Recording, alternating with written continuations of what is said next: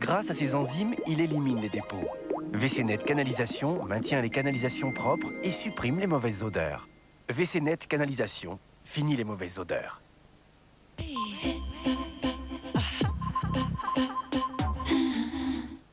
Ce soir sur Teva, à 20h, Teva Interview avec l'historienne Violaine Vanoyek pour son livre La Pharaone. À 20h30, Cités et Merveilles, La Valette et les secrets de la mystérieuse île de Malte. À 20h55, Blonde Platine, la carrière fulgurante et éphémère de Jean Harlow, star mythique des années 30.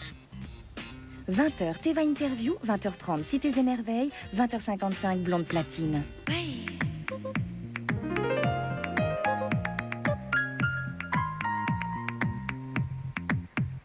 Violaine Vanoyek, bonjour. Bonjour. Vous êtes pianiste, professeur de civilisation ancienne et de littérature ancienne, linguiste, helléniste, égyptologue, j'en passe, oui, parce que tout se tient peut-être, me disiez-vous. Oui. Mais quelle est votre activité principale? Parce que vous avez écrit aussi une trentaine d'ouvrages, notamment une dizaine sur l'Égypte ancienne, qui passionne les Français. L'année 98 d'ailleurs était l'année de l'Égypte. Quelle est votre activité principale? Oui, je vous demandais. Écoutez, c'est l'écriture, mais l'écriture demande évidemment des recherches puisque mes livres portent surtout sur l'Antiquité. Et c'est des recherches qui se font aujourd'hui sur le terrain parce que je suis en disponibilité de l'enseignement, ce qui me donne toute liberté de me rendre sur les lieux où ont évolué mes personnages. Et là, évidemment, à Hatchepsout, donc je vais en Égypte et en Grèce. Et puis, il y a effectivement le côté piano depuis très très longtemps puisque je donne des concerts depuis le plus jeune âge et que j'ai conservé et qui reste une activité complémentaire et nécessaire. Pourquoi? Parce que à la fois complémentaire parce que quand on écrit, si vous voulez, bon, ça sort effectivement des tripes. Là, on s'appuie, je ne suis pas compositeur, donc on s'appuie sur une partition, sur l'œuvre de quelqu'un. Et en plus, c'est vrai qu'après, au niveau de l'écriture, le côté musique, le côté rythme apporte énormément dans l'écriture d'un roman. Ça vous aide? C'est très complémentaire, oui. Et puis, je ne pourrais me passer ni de l'un ni de l'autre parce que bon, il y a le côté scène aussi qui fait qu'il y a la proximité avec le public, qui fait que j'aime bien le public. J'aime bien le contact avec le public. D'ailleurs, je donne aussi souvent des conférences parce que j'aime bien faire découvrir aux gens et bien à la fois un côté émouvant, artistique, mais aussi le côté connaissance et partager. Ça, j'aime beaucoup partager. C'est très étonnant de voir quelqu'un qui a autant de connaissances que vous et qui a autant le besoin de les partager, de les montrer, d'en parler. Écoutez, moi, j'ai des collègues universitaires qui justement restent enfermés dans leur recherche et dans leur petite cellule de travail. Et je trouve ça très dommage parce que quand on trouve quelque chose, on a envie de le faire découvrir. Oui, c'est passionnant. Où trouvez-vous le temps de tout faire? Des concerts, des livres, des fouilles, aller sur le lieu des fouilles? C'est une question d'organisation. En fait, c'est relativement simple. Vous allez peut-être nous donner un secret. Non, mais c'est-à-dire, moi, je me rends, par exemple, très souvent sur les lieux de fouilles dans le bassin méditerranéen. Ça fait plus de 10 ans que je les suis, mais on ne découvre pas tous les jours quelque chose. Donc, je m'y rends très régulièrement, mais ça ne veut pas dire que je m'y rends tous les jours. Alors, quand je travaille sur un sujet, comme là, Hatchepsout, ça fait 15 ans que je travaille dessus, et bien ces dernières années, je me suis plus souvent rendue sur les lieux où a évolué Hatchepsout, donc en Égypte. J'y ai même passé des mois parfois. Ça ne veut pas dire que je n'écris pas sur place. Tous les jours, j'écris. Combien d'heures par jour? 3-4 heures par jour, hein, ce qui n'est pas énorme. Vous levez tôt? Je me lève assez tôt, moi je dors bien. Oui. Moi j'ai une solution pour faire beaucoup de choses, c'est d'être très organisée et de bien dormir. À partir du moment où j'ai passé une bonne nuit, j'ai un rendement maximal pendant la journée, donc 3-4 heures d'écriture. Je vais après, quand je suis par exemple en Égypte, sur les lieux de fouilles effectivement, où je complète mon travail, qui est soit de photographier, soit de filmer, soit d'analyser, de répertorier ou de comparer les différentes choses que l'on trouve. Et puis après, je me garde une petite plage, effectivement, le soir, enfin quand arrive le soir, de 2 heures de piano par jour. Donc, j'allais dire, c'est une organisation qui est très très simple. Ça veut dire peu de sorties? C'est vrai, un peu de sorties à côté. Oui, malheureusement, oui, peu de sorties à côté. Ça veut dire se lever à 6 heures? Ça veut dire une certaine discipline, se lever vers 6-7 heures. Et se coucher à quelle heure? Et travailler quelquefois peut-être jusqu'à minuit, oui. Mais est-ce que c'est du travail? C'est une passion, mais on voit chez vous que c'est une passion. Et la vie de famille dans tout ça? Alors, j'ai un mari. Non, mais je vais vous le dire parce que les journaux en ont parlé. Donc, à chaque fois, me pose la question. Je n'ai pas d'enfant. Oui. C'est pas un choix égoïste que j'ai fait, mais ça se trouve comme ça. Et j'ai un mari qui n'est pas du tout dans mon métier, mais qui s'est tellement pris de passion depuis des années pour l'archéologie et l'Antiquité qu'il me suit dès qu'il peut. Il me rejoint dès qu'il peut. Donc, c'est merveilleux. Je baigne dans le bonheur. Il est banquier. Rien à voir. Rien à voir. On comprend que ça le fasse voyager. Donc, on revient à Hatshepsut, parce que vous en avez parlé déjà au moins 4 fois. C'est un personnage que vous aimez énormément. Ça fait... Pourquoi vous êtes-vous penché à Hatshepsut? Donc, c'est la seule pharaone, on va dire, hein, la femme pharaon unique en Égypte. Ça, on le découvre avec vous. Pourquoi avez-vous voulu étudier ce personnage? Parce que finalement, on connaît beaucoup plus Cléopâtre. On croit connaître Cléopâtre. Hélas, vous voyez, vous commencez à mettre le point sur votre amour, comme ça, pour... Écoutez, Cléopâtre est un personnage que j'apprécie, que je connais bien, parce que je lui ai d'abord consacré plusieurs livres et je l'ai enseigné. Mais c'est un personnage qui a régné pendant très très peu de temps et qui a régné à l'époque romaine, donc il n'était pas vraiment pharaon, ça n'a rien à voir. Là, on est au 15e siècle avant Jésus-Christ, et pour vous répondre à votre question, c'est juste... Oui, avec Hatshepsut, pardon, on est au 15e siècle avant Jésus-Christ. Et pour répondre à votre question, ce qui m'a intéressée dans Hatshepsut, c'est que c'est justement au sens propre du terme un monstre. C'est-à-dire quelqu'un qui n'aurait jamais dû exister. D'abord parce qu'elle est femme, donc régner en tant que pharaon, avec tous les attributs du pharaon à part entière à cette époque, c'est impossible. C'est pas impossible devant la loi. Les Égyptiens n'interdisaient pas à une femme de régner, mais c'est inconcevable. C'est comme si aujourd'hui vous me disiez encore, on y vient peut-être, que Hillary Clinton va forcément devenir présidente à la place de son mari. C'est pas dans les mœurs, disons encore. Bon, on va peut-être y arriver. En tout cas, à l'époque, c'était pas comme ça. C'était pas comme ça, voilà. Et donc, bon, ben... Comment a-t-elle pu régner en tant que femme, premièrement, avec les prêtres d'Amon et tous les prêtres qui avaient, le clergé qui avait un poids considérable et qui ne pouvait pas supporter qu'une femme règne et ait le pouvoir absolu? Comment elle a régné pendant plus de 20 ans, dans un pays quasiment qu'elle a maintenu en paix, alors que tous les pharaons qui l'ont précédé ou qui l'ont suivi, ont dû lutter contre des envahisseurs, contre les Mésopotamiens, contre les Libyens, enfin bref, c'était en lutte perpétuelle. Et alors, c'est donc une femme et qui a pris le pouvoir à 12 ans. Vous vous rendez compte? Là, c'est sa première lutte. À 12 ans, elle fait la guerre. Alors oui, elle part, ce sera quasiment sa seule bataille, mais à 12 ans, elle part en guerre contre les Nubiens qui se révoltent sans arrêt contre la puissance égyptienne. Elle part en guerre, et alors on s'est dit, mais elle a fait effectivement représenter cette expédition de Nubie sur son temple de millions d'années qui se trouve dans la vallée des morts. Tout le monde connaît la vallée des rois, la vallée des reines. C'est juste à l'orée, donc, en entrant dans la vallée des morts, dans un site qu'on appelle Deir el-Bahari. C'est son temple. C'est son temple de millions d'années. Et donc, elle l'a fait donc reproduire cette expédition de Nubie. Et on s'est dit, non mais à 12 ans, comment à 12 ans a-t-elle pu partir? D'abord, si elle a pris le pouvoir à 12 ans, ça veut dire qu'elle a combattu à 12-13 ans. Est-ce que c'est possible? Et on a pensé que c'était une œuvre de propagande, qu'elle avait fait inscrire ça, évidemment, pour se montrer plus forte, plus sublime que les autres. Et puis, on a retrouvé récemment, je ne vais pas vous dire tout ce qu'on a retrouvé, mais comme quoi, ça va vous montrer un petit peu, vous faire comprendre le travail que je fais. On a retrouvé récemment une inscription à Assouan et une autre dans le Sinaï d'un simple militaire et d'un simple jeune, oui, soldat aussi qui habitait donc dans le nord de l'Égypte à l'époque et qui nous rapportent qu'ils ont combattu aux côtés d'Hatshepsut, comment elle tirait à l'arc, comment elle était au premier plan sur son char, tandis que Thoutmôsis II, son époux et demi-frère, se tenait un petit peu en retrait, peureux, justement dans un char pour éviter le combat. Et il était déjà, enfin, ils sont épousés très rapidement, hein, quasiment au début du règne.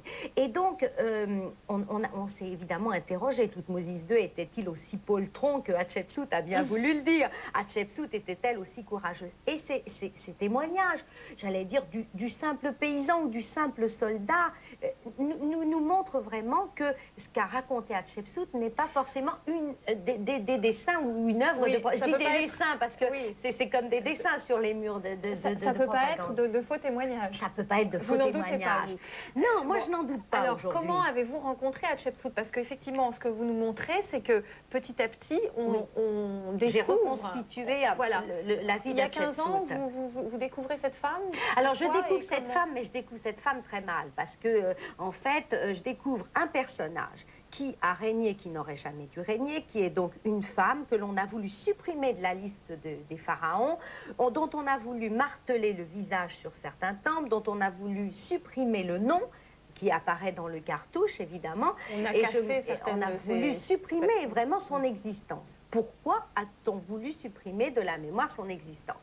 Alors, un tas de choses. Puis il y a plein de mystères autour d'elle. Comment elle a disparu? On a perdu son corps. Est-ce qu'elle a été assassinée? Elle n'est pas dans sa tombe. On n'a pas retrouvé sa momie aujourd'hui. Donc, quelle est cette femme? Et est-ce que cette femme qui s'habillait en homme, la plupart du temps, était véritablement une femme? Ou est-ce qu'elle était un homme, finalement? Donc, dans les doutes. Oui, et d'ailleurs, encore sur son temple de millions d'années, on la voit sauter sur les genoux d'Amon en garçon. Elle a un sexe de garçon. Et donc, on s'est quand même demandé si c'était véritablement une femme. Et tout ça a fait que, petit à petit, effectivement, en retrouvant des éléments en Moyenne-Égypte, un temple rupestre en Moyenne-Égypte, où sur la façade du temple est gravé donc son programme politique, en retrouvant donc, en déblayant son temple de millions d'années et en le reconstituant salle par salle, avec les inscriptions qui sont gravées tout autour des murs, mais également donc les dessins, les peintures sur des centaines de mètres, et puis des petits éléments à droite et à gauche, à Saqqara, au Sinaï, à Assouan, où elle a fait des temples. Et bien effectivement, petit à petit, s'est dessiné une femme et un personnage qui s'est petit à petit donc qui est devenu véritablement à la fois vivant et dont j'ai vraiment compris, en fait, je crois, j'espère, le caractère et l'évolution. Oui, parce qu'en fait, c'est une enquête policière. C'est comme une enquête, c'est comme une enquête. Oui, petit à petit, vous faites... Mais j'ai eu une chance inouïe, Hélène, une chance inouïe. C'est qu'au fur et à mesure que je faisais mes recherches, tout ce que l'on trouvait en Égypte d'intéressant, d'important, concernait Hatshepsut ou la période. Alors moi, je vois ça comme une sorte de miracle. Bon, en fait, vous avez beaucoup d'intuition, on peut dire ça comme ça. J'ai beaucoup de chance, j'ai beaucoup de chance. On va voir tout de suite, on va y aller, justement, sur les lieux. Vous allez nous commenter et on va voir comment, enfin, d'après vous, elle a pris le pouvoir. Oui. Et moi, j'aimerais bien savoir aussi comment vous êtes sûre, parce que c'est vrai qu'elle peut faire... Cette femme a l'air très très forte, elle est fascinante et comme vous dites, c'est un monstre. Un monstre qui connaissait déjà très bien la communication, la politique, la diplomatie, parce qu'elle arrive à faire de sa vie une mythologie, de ses origines en tout cas. Parce qu'elle dit, elle raconte et elle le fait graver. Oui, c'est ça, elle va le faire graver, temple, que sa mère avait couché avec le dieu Amon. Voilà. Et donc, elle était fille de Dieu, tout simplement. Oui, elle était fille d'Amon, ce qui est quand même drôlement culotté de dire ça, parce que les pharaons pouvaient se faire diviniser après leur mort. Elle se dit carrément fille d'Amon en arrivant. Donc, et puis la légende, effectivement, veut que Amon se serait uni à sa mère, Ahmose, en prenant les traits de son père, Thoutmôsis Ier. Et effectivement, lors de cette union formidable pour Ahmose, Ahmose aurait dit, se serait exclamé, oh là là, aujourd'hui, tu as été vraiment le meilleur de tous. Et la mère d'Hatshepsut. Et donc, Amon aurait répondu, eh bien, l'enfant qui naîtra de notre union sera pharaon ou pharaon, et elle portera ce nom de la meilleure des meilleures, la première des premières. C'est donc Hatshepsut, en fait. Donc, elle savait très bien raconter les histoires qui l'arrangeaient. Mais bien sûr. Ce qui est étonnant, on va tout de suite voir donc les images sur place. Alors là, nous sommes à Luxor, c'est-à-dire dans ce qu'on appelle la vallée des vivants. Et là, c'est le dromos qu'elle a fait construire, donc, qui reliait le temple de Luxor que l'on voit, l'entrée du temple, au temple de Karnak, avec donc ces obélisques. Vous savez que c'est elle qui a fait construire les plus grands obélisques. Elle les a fait tailler à Assouan et acheminer jusqu'au temple de Luxor et de Karnak. Et ces deux temples de Luxor et de Karnak n'auraient jamais été aussi grands si elle n'avait pas fait d'un simple petit temple en bois les premières constructions très très importantes, les pylônes, les entrées, et puis ces obélisques. Et après, évidemment, les successeurs ont aménagé, agrandi les temples. Alors ici, on voit des images martelées. Vous voyez les visages qui sont martelés. C'est une volonté d'effacer donc la présence d'un pharaon, l'existence d'un pharaon. C'était le sien, là Alors, oui, comment... mais il faut... je vais juste faire une parenthèse là-dessus, c'est qu'on a pensé très très longtemps que son successeur, donc Thoutmôsis III, avait voulu effacer justement de cette manière-là l'image qui était son second époux, successeur et second époux et neveu, et donc il a voulu effacer, il aurait voulu effacer l'image de sa tante, donc pour la rayer en fait de la carte. Et aujourd'hui, on revient un peu sur cette thèse parce que certaines images ont été martelées 20 ans après la disparition d'Hatchepsout, et on se dit que s'il était si acharné sur sa tante, il l'aurait fait avant. Comment peut-on dater aussi précisément? Parce que 20 ans, je comprends bien qu'on puisse dire... Tout à fait. Alors c'est grâce à des, en fait, c'est grâce à des inscriptions que nous savons. Par exemple, le martelage a été fait quelquefois sous le règne d'Horemheb, sous le règne de Séti Ier, donc même après le règne de Thoutmôsis III. Donc à partir de là, il est évident que cet acharnement, on revient complètement sur cette thèse, mais en revanche... Donc 20 ans après, ça aurait été martelé. Ça aurait été martelé 20 ans après. Donc on pense que si Thoutmôsis III l'avait fait, il l'aurait fait avant. Selon ça vous, veut... donc, oui, en plus on a retrouvé récemment des images où Thoutmôsis III est en face d'Hatchepsout. Ils sont sur un plan d'égalité, en parfaite complicité, et ils sont dans la 17e et 19e année du règne, donc la fin du règne d'Hatchepsout. Donc si Thoutmôsis III avait voulu vraiment se mettre en avant, il serait mis grandement en avant avec Hatchepsout en retrait. Vous savez, l'iconographie nous parle énormément. Et là, donc, sur l'image qu'on a vue martelée, c'est peut-être tout simplement une volonté d'un pharaon de marteler l'image d'Hatchepsout ou d'autres, pour mettre son image à la place et s'approprier un monument. Et Ramsès II l'a fait considérablement avec Hatchepsout, il ne s'est pas gêné. Alors il faut rétablir la vérité. Mais pourquoi a-t-elle disparu d'un seul coup? Quelle est votre thèse là-dessus? Vous avez une hypothèse en tout cas? Ah oui. Bah écoutez, elle arrivait à la fin de sa vie, c'est-à-dire dans les 40 ans, puisque l'espérance de vie était de 40 ans. Donc elle avait entre 35 et 40 ans. Thoutmôsis III, tout jeune, il était beaucoup plus jeune qu'elle, s'imposait sur le terrain alors que l'Égypte rentrait de nouveau en guerre. Il s'imposait naturellement face à une vieille femme. Il n'avait pas besoin de s'acharner sur sa tante. Tout naturellement, il s'est imposé. Je pense qu'elle s'est retirée. Je pense même qu'elle a eu des funérailles. Alors, jusqu'au bout. Oui. Je pense même qu'elle a eu des funérailles. Vous la portez vraiment très haut. Hein. Oui, parce que je crois qu'elle est très intelligente. Et puis en plus, écoutez, c'est la seule qui ait du sang royal. C'est l'héritière à part entière. Dans son sang coule le sang royal. Alors Thoutmôsis n'avait pas de sang royal. On parlait tout à l'heure de la vallée des morts. Comment a-t-elle fait? Comment devient-on pharaon? On a l'impression qu'elle est... Vous racontez à un moment donné qu'elle part avec son père visiter justement la vallée des morts. Parce que pour devenir pharaon, il faut qu'on visite, enfin que le pharaon lui-même... C'est-à-dire que Thoutmôsis Ier avait des fils qui étaient les demi-frères d'Hatchepsout. Et puis ils sont morts, donc en bas âge, sauf Thoutmôsis II. Mais il se trouve qu'il voyait dans Hatchepsout un caractère plus propre à régner. Donc, effectivement, il l'aurait emmené voir l'Égypte, lui montrer son pays, enfin lui montrer quel pays elle devait gouverner. Il l'a emmené aux pyramides, qui déjà étaient très abîmées, il lui a dit, voilà ce qu'ont fait tes ancêtres, il faut en faire autant. Donc elle a été impressionnée, elle le dit d'ailleurs. Et puis elle a vu un pays qui était souvent en guerre et donc assez délabré.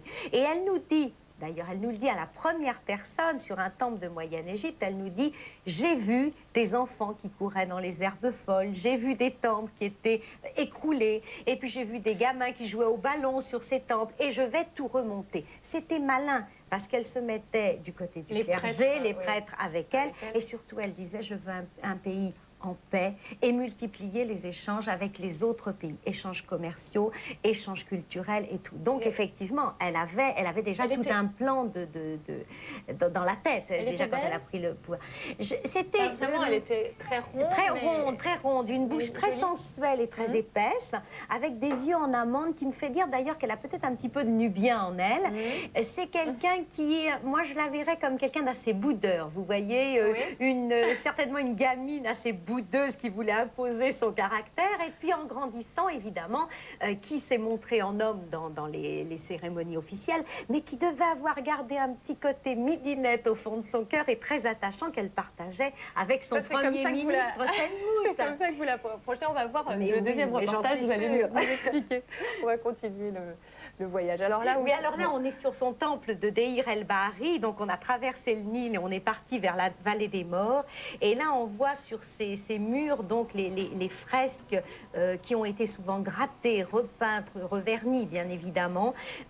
Donc là, le vautour avec la frise qui représente tout en haut Hatshepsut Maat-Karé. Et là, on enchaîne avec des images de la tombe de son du grand vizir de la 18e dynastie, où l'on voit effectivement des processions donc lors de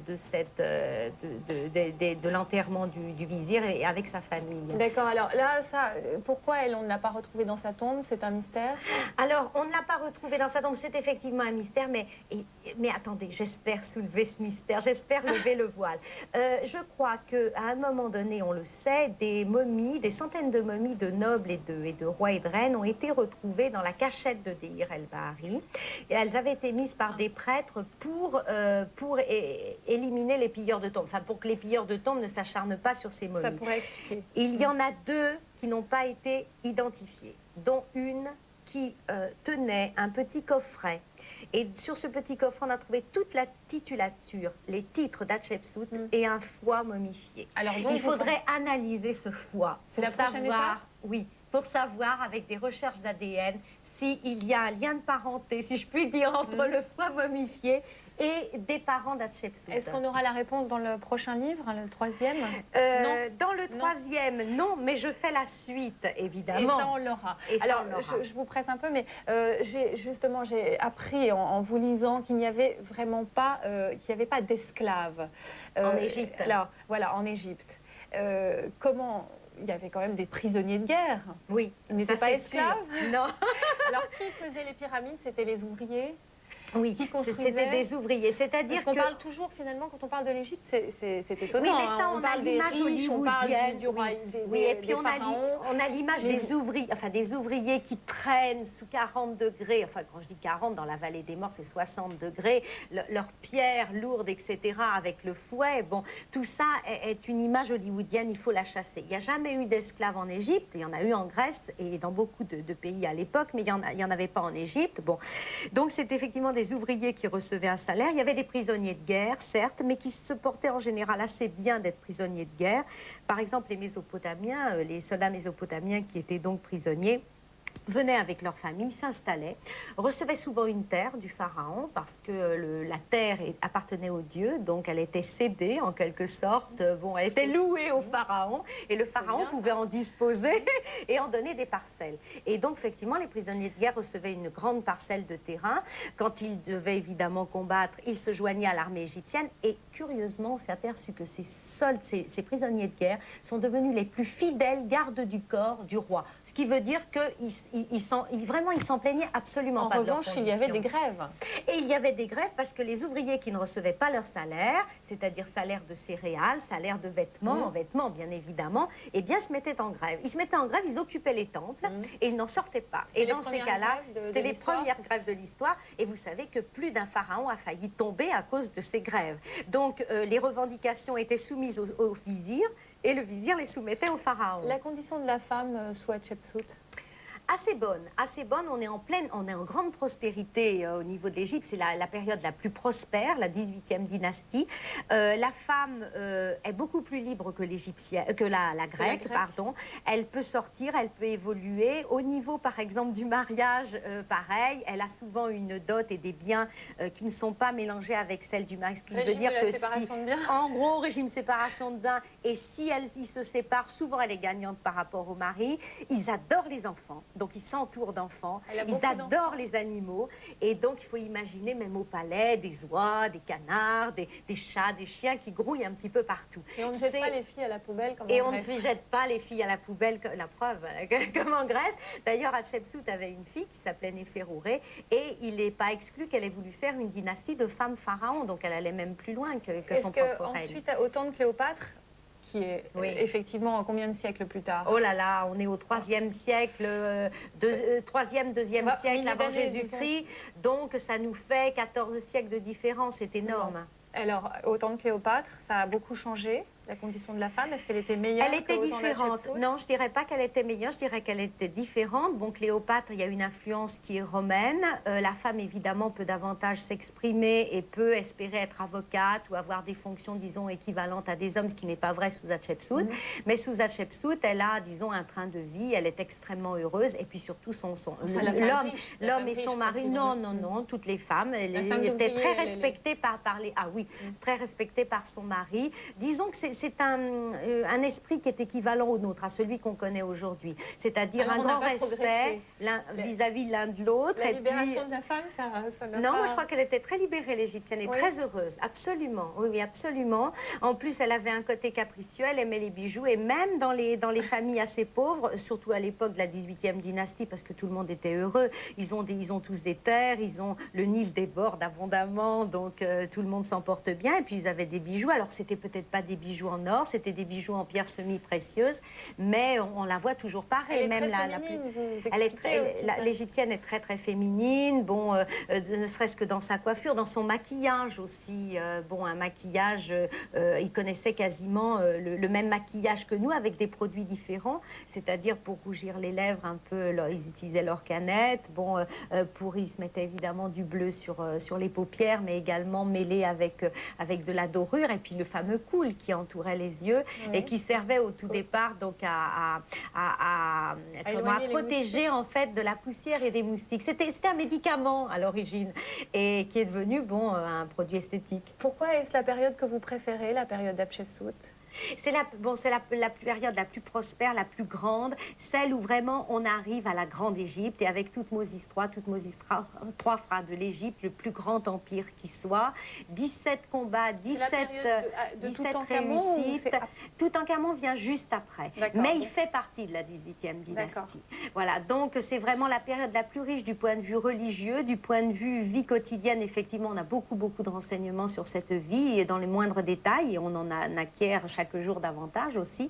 Et donc, c'est une période qui me... Bon, d'abord parce qu'elle est marquée par Hatshepsut, par Toutmose III, qui est le plus grand pharaon, et par Toutankhamon. On termine l'émission, je suis désolée, elle est terminée, mais votre vœu prochain, donc, c'est de pouvoir identifier cette fameuse trouver la momie, bien sûr, bien évidemment. Je suis sûre qu'on y arrivera. Oui, je suis sûre qu'on y arrivera à retrouver le corps d'Hatshepsut, une partie du corps peut-être. Vous partez en Égypte? Oui, je retourne là à Chypre et puis en Égypte après. Bon voyage. Merci, au revoir.